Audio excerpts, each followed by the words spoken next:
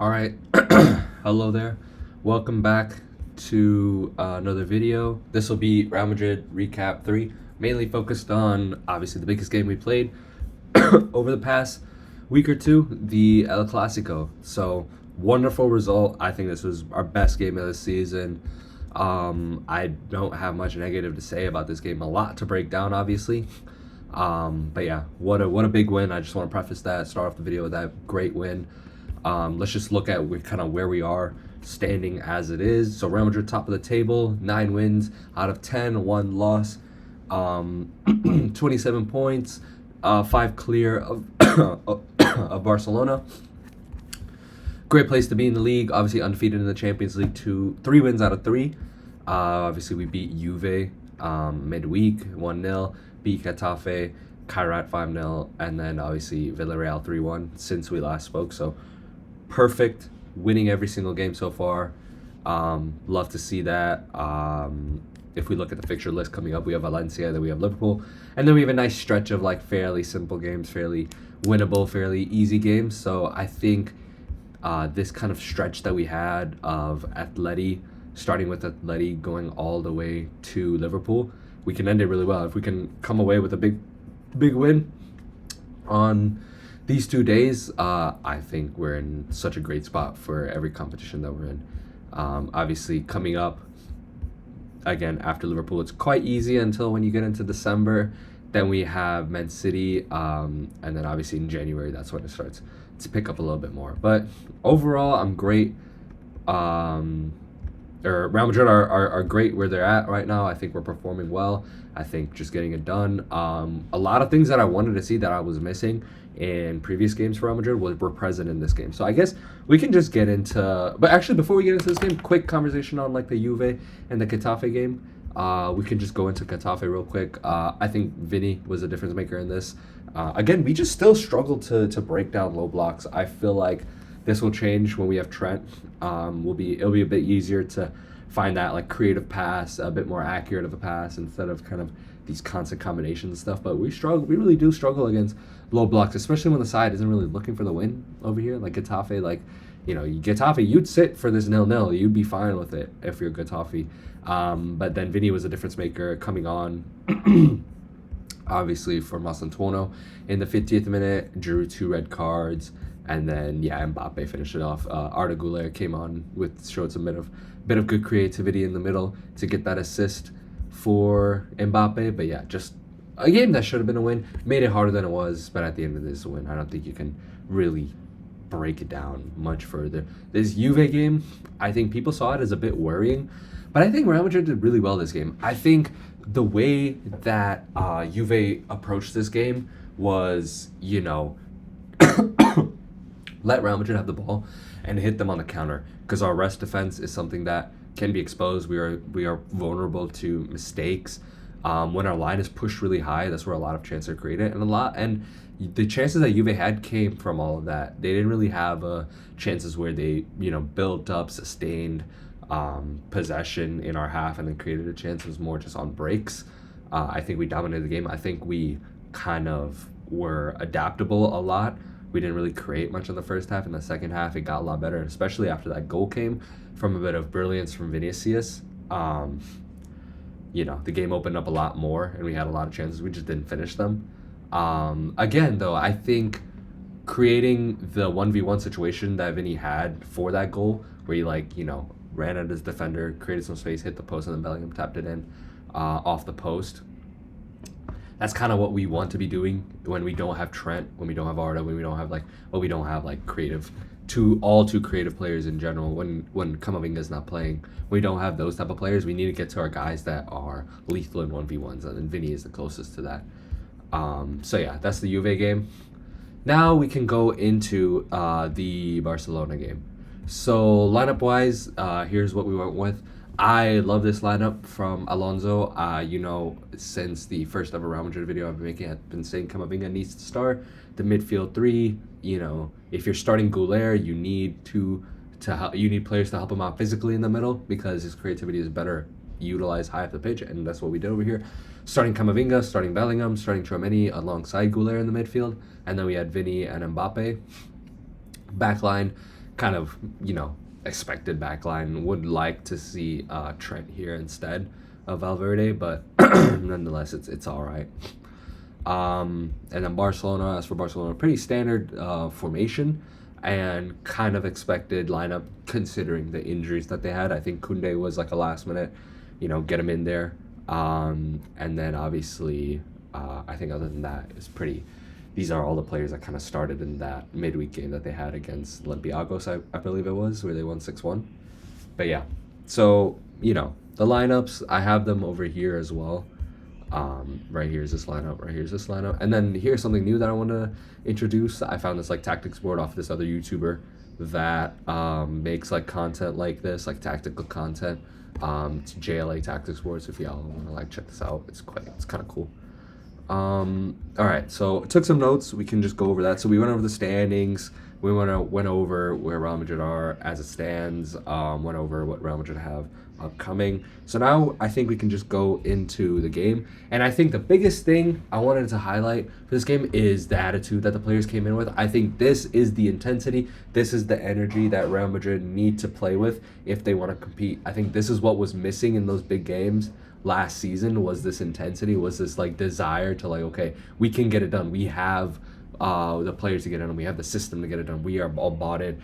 Before it was more like, okay, we're all on the pitch. Let's just figure this out, and see if we can get it done. But Real Madrid, you can tell, went into this game and they look like the aggressor more than Barcelona. And I think a lot of what went well. I also want to bring to Xabi Alonso. I think the players' attitude, a lot of it was fueled, by the fact that, okay, you lost 5-2 to Atleti. People don't really take you seriously. Real Madrid, people are saying like, oh, it's a weak Barcelona, but Barcelona have got Real Madrid's number. You lost 4 in a row. There's a lot of motivation. And then on top of that, you have the comments that Lamine Yamal made midweek last week.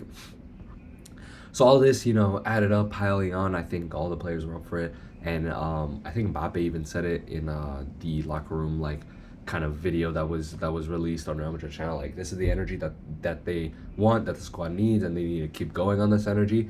And I think the fact that we have a player like Trent Alexander-Arnold coming back into this team, a player like Rudiger for depth, they're coming back. We haven't really integrated Masantuono into this system. We have a different system that works for Masantuono. We have Endrick, obviously, that I think he'll go on loan. But we have so many different players, so many different profiles, and what I like about this Madrid side and is what Xabi Alonso said in his first press conference was like, there's not a set system for this side. There's not like, okay, we're playing a 4-2-3-1 like Barcelona. We're playing a 4-2-3-1 high counter press. There's philosophies, but there's one system. Flick is not a pragmatic manager. Whereas Alonso is like, he attacks every game with the same philosophies, the same pillars the side has. I think you can see that Real Madrid does have a system. Real Madrid does have a style that they want to play, but they do it in many, many different systems, many different like formations, many different player profiles, player combinations, and all that. And I think that's what is huge for the side. That's what's gonna, be the thing that keeps Real Madrid at the top of Europe, ahead of all the big sides. If we can get good at this, then it's a great side. So, I talked about before how Real Madrid are still struggling against the low blocks. I think this was the perfect game to show off Real Madrid's strengths because both sides are kind of going at it. Space was left in Barcelona's half with their high line, obviously, but also their willingness to want to beat Real Madrid. It's a Clasico, and then these players were up for it. They were attacking really heavily. So in an open game, I think Real Madrid are the best side in Europe, and I think that was proven today just with the transition threat that they had, with the high press, with the defensive structure that they showed. A lot of what I talked about, but like with that man-to-man switching to zonal pressing, or zonal pressing switching to man-to-man pressing in that Barcelona video, I see Real Madrid doing in this. And I think the biggest thing that was missing about this Real Madrid side is the out-of-possession structure, because we haven't played many big sides, albeit, obviously Juve, Atleti we lost. This Barcelona game, you can say Villarreal as well, because they're performing well. We haven't played many big games. So our kind of structure at the back has been exposed in those games. In games that we do, play well in are usually against like the lower level sides this season, and they don't retain the ball as much. So when we have a lot of the ball, you know, you only see our in possession behavior that pushed up higher and higher and higher, you know? But in this game, both sides had decent spells of possession. We got to see Real Madrid in all phases excel. And I think this is the first time I've seen that. Probably since, honestly, the I guess you can say the Man City game last season, both legs, the first leg at the Etihad and the second leg where Mbappe scored a hat-trick that game. But realistically, I haven't seen this type of holistic, you know, performance from Real Madrid. I'd say it's from the 23-24 season. And even in those games, it wasn't for the reasons that this game is so holistic. You know, those were like, we are just pedal to the metal, dominating them. This is like, we did brilliant in attack. We did brilliant creating chances. We did brilliant, you know, winning the ball back. But we were also great at holding on to our lead. We were also very active in defense, and we were also very flexible in defense. And I think the out of possession thing is what, you know, Xabi Alonso deserves a lot of credit for. So now I'm talking about all this, like, you know, pressing and all that. We can get into it. So first I want to talk about the man-to-man press that Real Madrid had. So this is Kubarsi, this is Eric Garcia, and then, you know, obviously you have Ter Stegen here, but pretend that's Szczesny. So how Barcelona will build up would always be the same, you know. You have all your players back and your pivots drop in, you know. And so your free man would be Fermin, Yamal would be out here, Rashford would be out here, Torres would be here. So when they're building up in this first phase, this is how they're building up. They're creating that little box here. But what Real Madrid did is they would go man-to-man. So we'd have the let me just clear that drawing. Okay.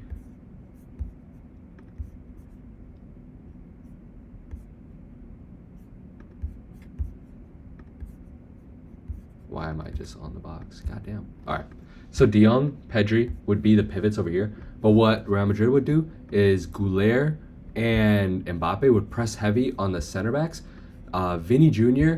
and Camavinga would go super high on the fullbacks as well. And then what that would do, also Pedri and Tchouaméni, super high on the pivots.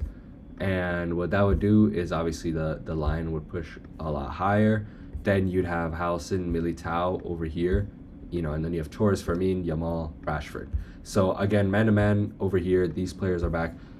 Fermin was seen as like the free man. So as you can see in the middle over here, there's like a 2 versus 3 overload. But this press was so aggressive from Real Madrid that Barcelona just they weren't able to build out. When the ball would go from Ter Stegen to Kubarsi or Ter Stegen to Eric Garcia, and, you know, Mbappe and Goulet would be instantly on them. Vinny and Camavinga super high on the fullbacks, and then wait for Rashford try to drop in, or if Pedri try to drop in, again, we'd just be super high. Now, this did leave us a little bit susceptible because, you know, you're going man-to-man, so one little lucky bounce or one little break, one little like flick pass around the corner, you know, try to get Fermin the ball. He's a free man over here. Maybe get Yamal the ball. They would then be in transition, and now when they're in transition, you have 4 players at a minimum attacking straight on this back line. And let's say one of the fullbacks get beat. That's a 3v4 situation that you're in. And Barcelona did have that in the first half. They'd had like, I think 2-ish opportunities with that, but the thing is they just couldn't create. Like overall they couldn't create. And what would happen is this high press was so effective that not really Rashford, but mainly Yamal would try to drop in this deep to try to win possession, and that would kind of leave Carreras as like a free man. So when this would happen, Yamal, we were fine with giving Yamal the ball in this situation because it's like, yeah, he can progress and he can go, but here you're so far from the goal, you're so ineffective in this position that we can almost allow you to like drive with the ball. And then you know, these are all manned up. Howson can push high on Fermin and be more aggressive because Ferran Torres didn't provide much of a threat on the overlap. And then you have, you know, Carreras that can either close down Yamal or he can drop back depending on the situation. So we were just in comfortable positions all throughout when this press was initiated, especially in the first half. Now, you know, staying on that topic, kind of going on to a different phase in the game, now we go on to the second half. where Barcelona did have a lot more of the ball and Real Madrid did drop.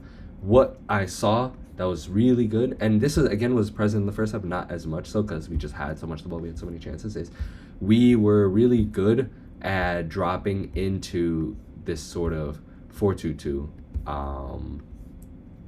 kind of what's called rest defense with Vinny Jr. and Mbappe up here, and since their pressing wouldn't be as like aggressive or anything, having this sort of structure at the back was super helpful. And what Alonso did in the second half that helped even more to close out the game is Tchouaméni dropped in here, and I think we had some substitutions at this stage. I think Rodrigo was on as well, Gonzalo was on, but he dropped into that 5-4-1 that I was talking about in my early Real Madrid videos. I think the second Real Madrid thoughts video I made, this 5-4-1. So what was nice about this is Camavinga in this right hand space was so aggressive, and he was really active. He ran back and forth, and you have two of those guys right here. This right hand side was so ineffective for Barcelona, or I guess their left hand side was so ineffective for Barcelona just because of the aggressive nature and physicality of these two right here. You have more coverage in the half space with Camavinga kind of dropping in. You have Housen that can now step up. You can go 2v1, even 3v1 on Yamal if he has the ball. Yamal had to come into like these positions at the end of the game to really create, and Barcelona would be in this like the 3-2-5 shape to try to create. So let me just push this up just to show you. So Koundé will tuck in to become a third center back. I'll talk about that, why they did that. But it would be like this, where Balde and Yamal would be tasked with holding the width. Rashford would become like that second striker that, what's his name is? Rafinha. Fermin would push up, in these spaces. Torres can drop in, Fermin over here.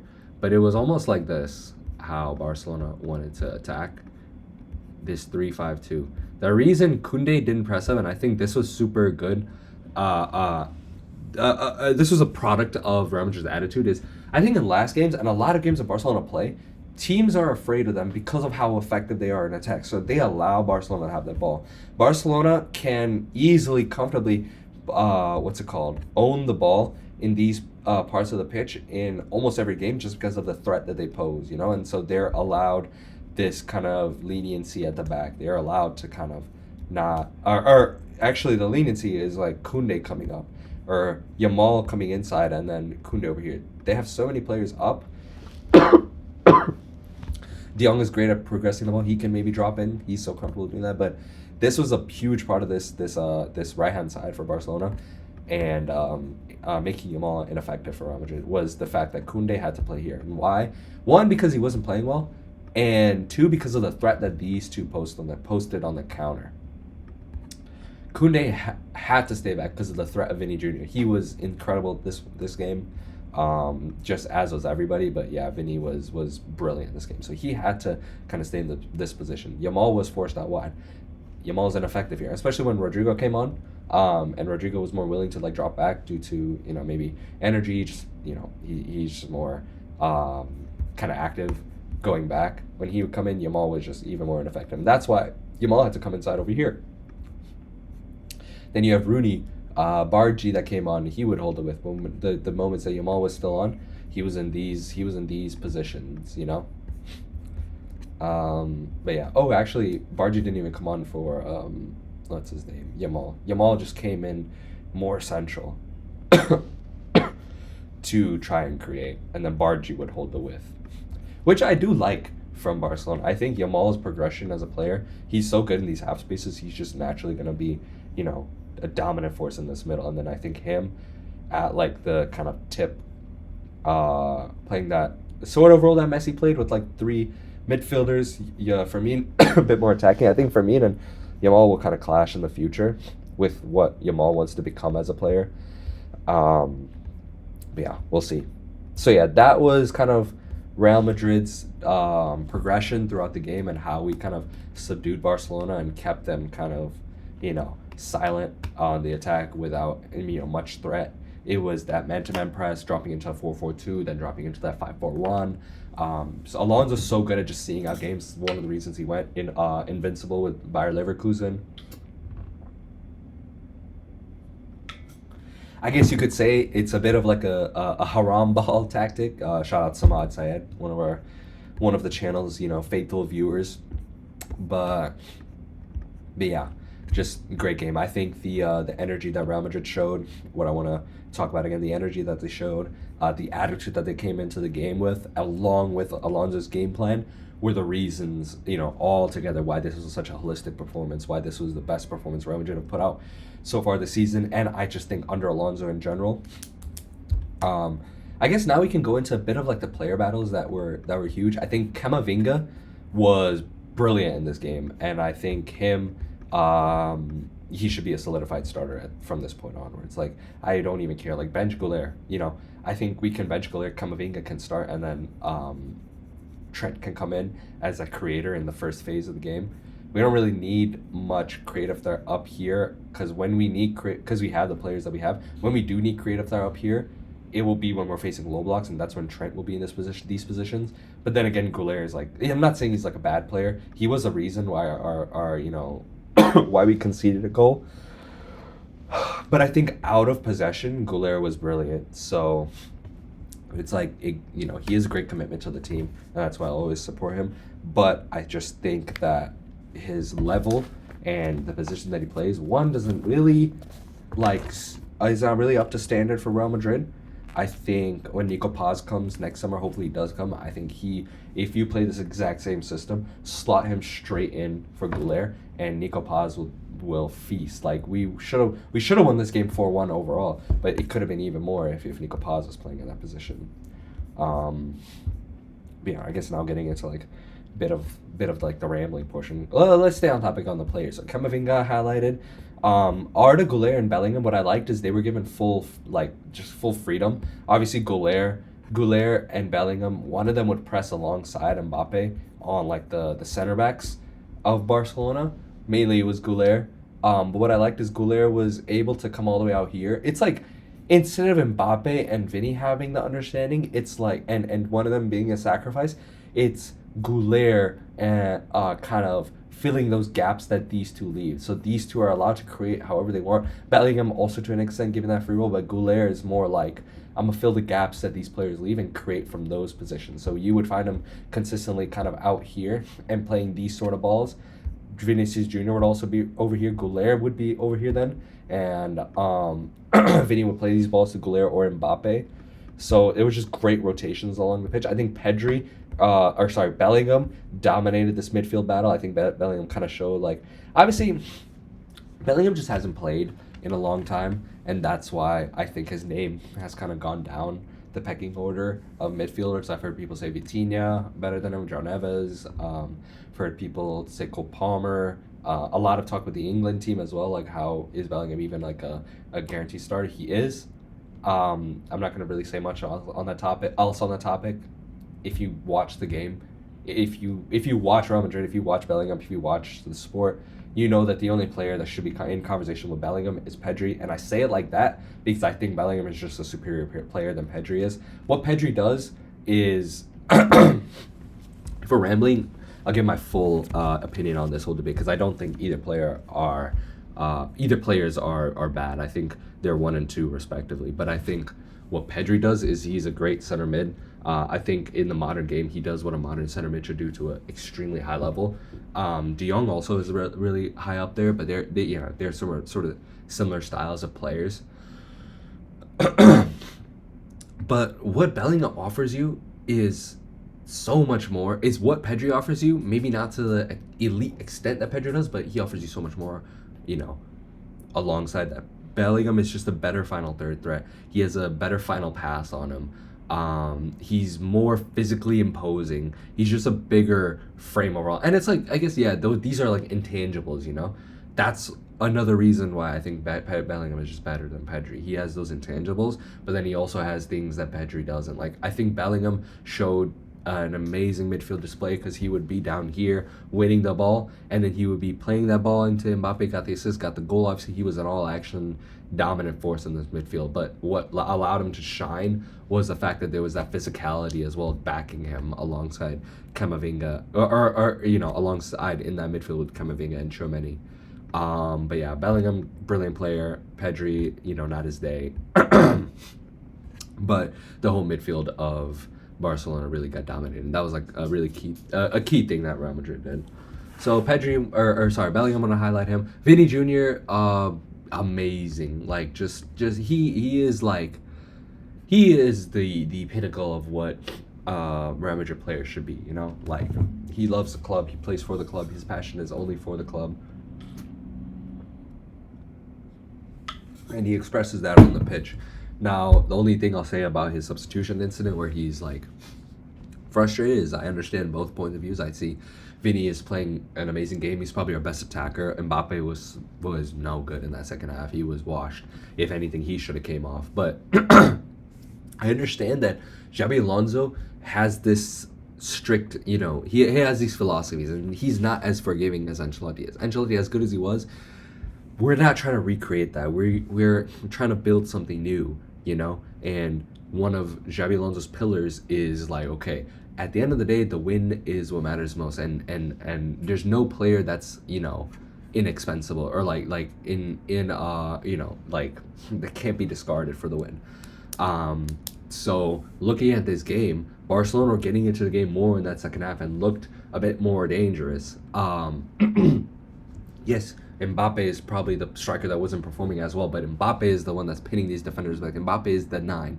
Vinny is not a 9, he's playing this left-hand side. Now we need more support back here. That's why Rodrigo came on. But I do understand Vinny's frustration because being subbed off too much. I think he's being subbed off too much, and I think that is an issue. I think the more that I'm watching, the more that I see, like, okay, as brilliant as Rodrigo is, we're seeing less and less need for him. And if Nico Paz comes in, I can see him leaving. I can see Brahim leaving as well. Maybe Kema, Andreas from Stuttgart can come back. But I think that just suits the team better because Vinny is tenfold the player that Rodrigo is. But obviously, we need the rotations. Some things that Rodrigo does well for the team, Vinny does not do, as the tracking back and all that. He's tired as well. I understand the frustration. I understand the substitution. I think we will get over this. I think it's being blown way out of proportion by the Real Madrid fan base. I think we should be happy with the win, and I think we should be moving on in good spirits. Last thing I guess I wanted to talk about is Barcelona and how we were able to beat Barcelona's press in that first half. One of the final topics over here that I missed. So when Barcelona press, they press in that, what's it called? Similar. One of the wingers will tuck in. Let's say we're building up like this. One of the wingers tucks in this case Rashford, will tuck in on the center back. Yamal will pin the center back kind of in these spaces. Fermin will try to get some of the loose balls, maybe cover the pivot player like this. And then Balde would push up on the opposition fullback. So this is kind of how Barcelona looked to press in that man-to-man orientation. But what Real Madrid did really well is we had these three, Mbappe, Vinny, and Camavinga, pushed up super high. So when Barcelona would be in this sort of rest defense, they're man-to-man over here, man-to-man. If Mbappe drops in and Bellingham kind of pushes high, there's so much gap. Like, there's so much gap right here. And what that would do is force Balde to kind of be a bit more passive, and then that allowed Valverde to get more in the game, more on the ball. Bellingham would drop in here, and then that's kind of how we would just build through. We would always just find a free man, and kind of build through. We built through really well on this side. You can kind of see that just at the start. Like, when Vinny wins that penalty that eventually gets disallowed, which, by the way, was a penalty. Second one wasn't a penalty. The first one was a penalty. We just build from here, and we just kind of exploit whichever forward came in, whether that be Rashford, say Yamal came in and Koundé pushes up. This rarely happened because of the threat that Vinny posted, but the few times it did, it was very, very fruitful on this left-hand side. But mainly it was this side that we built through. So I guess, yeah, a little bit on that, and then obviously Bellingham and Goulet with like the free rolls. So Goulet could drop in, Bellingham could drop in, as I mentioned. So yeah, I think great game, brilliant game. I think brilliant all around. A lot of the social media talk is just gonna continue to happen. But yeah, looking forward. Real Madrid. We have Valencia on Saturday, and then we have Liverpool next week. Expecting 2 wins there. Expecting a big win against Liverpool, especially considering they just lost 3-0 to Crystal Palace. A lot of the talk is about sacking like Arne Slot, and I don't think that's the right decision for Liverpool. If they do that, I think they're gonna really struggle. But it would be really nice if we could hand Liverpool a big loss at Anfield after last season's loss we took there, and then sack their manager. So yeah, thank you for watching. New video to come fairly soon. It's been busy times, but I'll try to make one after the Liverpool game, because then we have Bayern PSG that day too. So I guess I'll give a little bit of discussion on that game. But yeah, all right, see y'all.